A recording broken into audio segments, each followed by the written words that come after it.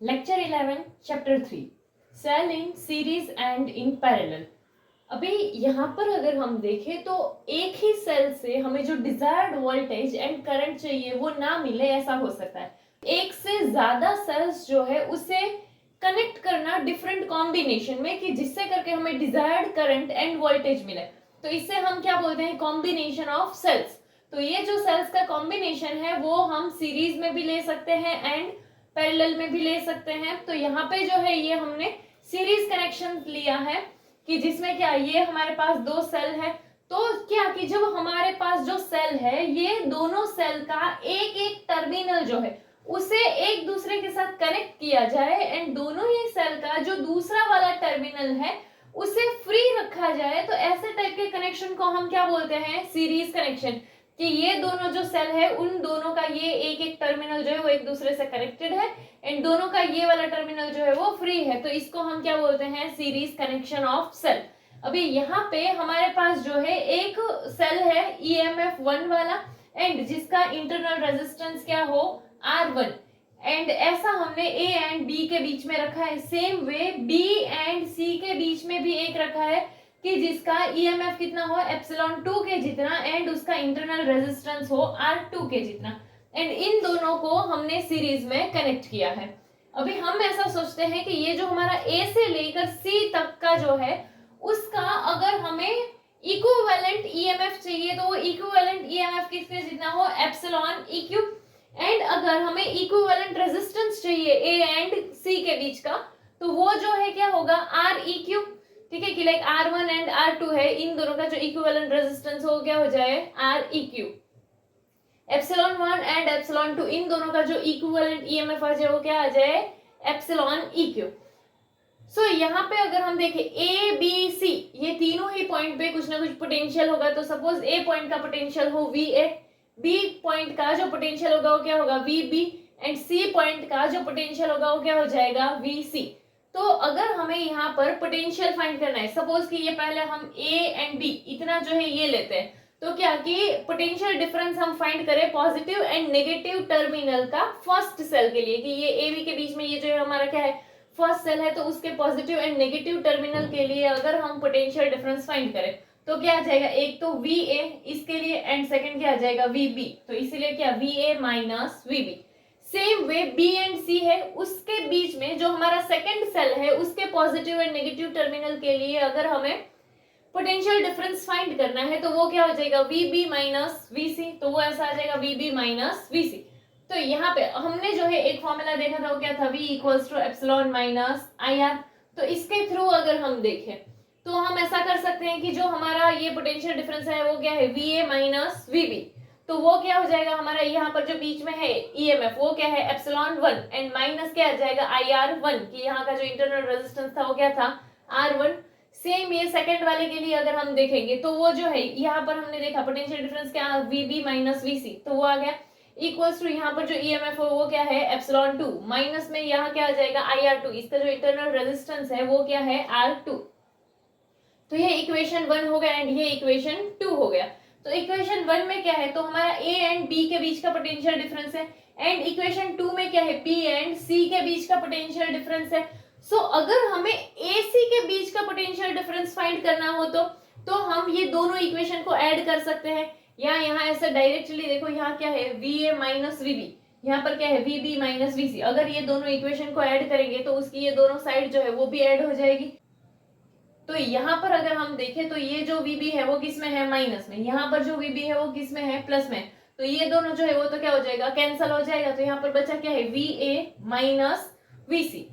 ठीक है, तो यहाँ पर जो है, यहाँ पर हमने वही चीज लिखी है कि अगर हमें ये AC के बीच का पोटेंशियल फाइंड करना है तो वो क्या होगा, हमारा VAC होगा, एंड ये पोटेंशियल जो है वो हमें मिलेगा कैसे, तो AB के बीच का पोटेंशियल एंड BC के बीच का पोटेंशियल, तो वो क्या होगा हमारा VAB प्लस VBC। अभी VAB ये AB का पोटेंशियल डिफरेंस है, तो वो तो हमने फाइंड कर लिया है, ये क्या VA माइनस VB, एंड यहाँ पर क्या है VBC है, तो यहाँ पर जो पोटेंशियल डिफरेंस है वो क्या हमारा B एंड C के बीच का है, तो वो हमने फाइंड किया था, वो क्या था VB माइनस VC, एंड यहाँ पर हमारा VA माइनस VB जो था वो अगर हम इक्वेशन 1 से उसका वैल्यू पुट करें तो क्या आ गया, ε1 माइनस IR1, देन क्या है प्लस, फिर VB माइनस VC है, उसका ये इक्वेशन 2 से वैल्यू पुट करते हैं तो क्या आ गया हमारा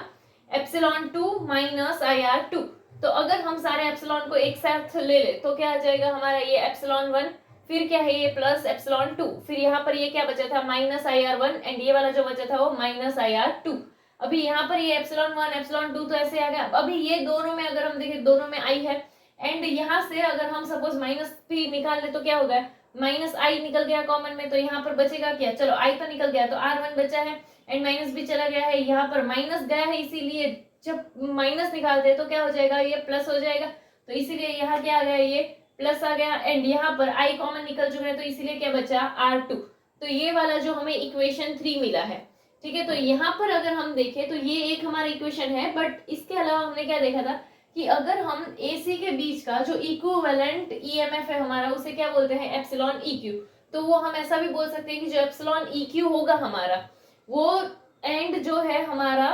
जो दोनों के बीच का इंटरनल रेजिस्टेंस था वो क्या था हमारा REQ के हिसाब से आएगा। तो इसीलिए यहाँ पर ये वाला जो है उसमें हम ऐसे इक्विवेलेंट वाले के हिसाब से भी कर सकते हैं, तो क्या आ जाएगा हमारा कि VA माइनस VC ये दोनों के बीच का पोटेंशियल इक्वल्स टू में क्या हो जाएगा तो कि epsilon equivalent minus IR equivalent. तो ये एक इक्वेशन हो गया। अगर ये इक्वेशन एंड ये इक्वेशन दोनों को हम कंपेयर करें तो क्या आ जाएगा कि यहाँ है तो यहाँ पे जो है हमारा क्या था ये VAC ही था, इधर भी वही है VAC ही आएगा,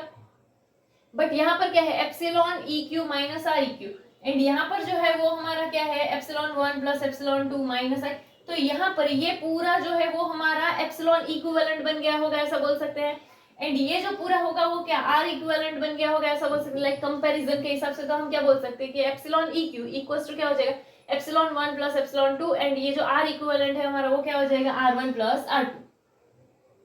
नेक्स्ट,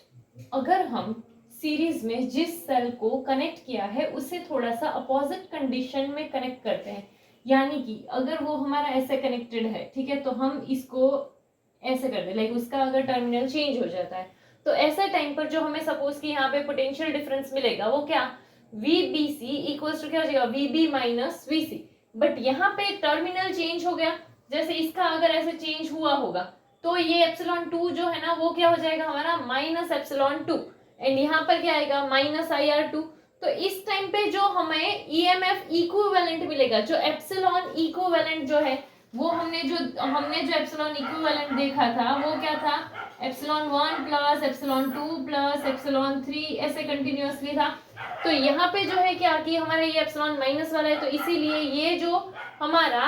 एप्सिलॉन इक्विवेलेंट आएगा वो भी क्या होगा एप्सिलॉन 1 माइनस एप्सिलॉन 2। तो यहाँ की एप्सिलॉन 1 जो है वो क्या होगा ग्रेटर देन होगा एप्सिलॉन 2 से, तो ये पता चलेगा टर्मिनल चेंज होगा तो ये जो हमारा EMF लेते हैं हम उसका जो साइन है वो चेंज हो जाता है। इसके अलावा ये जो है ये कुछ रूल कि जिसमें क्या है कि अगर हमने ऐसे सीरीज में सेल्स को कनेक्ट किया हुआ है एंड अगर हमारे पास n नंबर ऑफ सेल्स हो तो उस टाइम पर जो हमारा एप्सिलॉन इक्विवेलेंट आएगा वो क्या होगा सबके सम के इक्वल होगा। जितने भी हमारे पास इंडिविजुअल EMF है उन सब का टोटल जो आएगा वो हमारा क्या होगा epsilon equivalent. And same way अगर हमें रेजिस्टेंस जो इंटरनल रेजिस्टेंस फाइंड करना है तो इक्विवेलेंट इंटरनल रेजिस्टेंस क्या आ जाएगा हमारा n नंबर ऑफ जितने भी हमारे सेल्स है उन सब के इंटरनल रेजिस्टेंस के सम के इक्वल आएगा। तो इसीलिए ये जो हमारा R इक्विवेलेंट आ जाएगा वो क्या होगा R1 प्लस R2 ऐसे कंटिन्यूअसली Rn है तो Rn तक।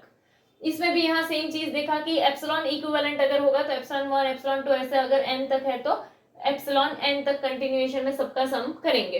ठीक है। तो ये दो चीजें क्या थी ये कि सिर्फ जब हम एप्सिलॉन इक्विवेलेंट लेंगे तो भी जितने हैं हमारे पास सेल्स उन सबके EMF का प्लस एंड अगर इंटरनल रेजिस्टेंस आया है तो भी जितने सेल्स हैं उन सबके इंटरनल रेजिस्टेंस का सम, तो हमें क्या epsilon equivalent and R equivalent जो है वो मिल जाएगा। एंड एक चीज जो हमने देखी वो क्या कि अगर हमारा ये जो है अपोजिट कंडीशन में सेल आ जाता है तो क्या होगा जो EMF जो है जो हमारा एप्सिलॉन है उसका साइन चेंज हो जाएगा। जैसे यहाँ पर पहले हम पॉजिटिव लेते थे फिर जैसे हमारा टर्मिनल जो है वो ऐसे चेंज हो जाए वो ऐसा हो जाए तो ऐसे टाइम पर क्या हो जाएगा हमारा ये जो हम EMF का साइन लेते हैं वो भी क्या हो जाएगा नेगेटिव हो जाएगा।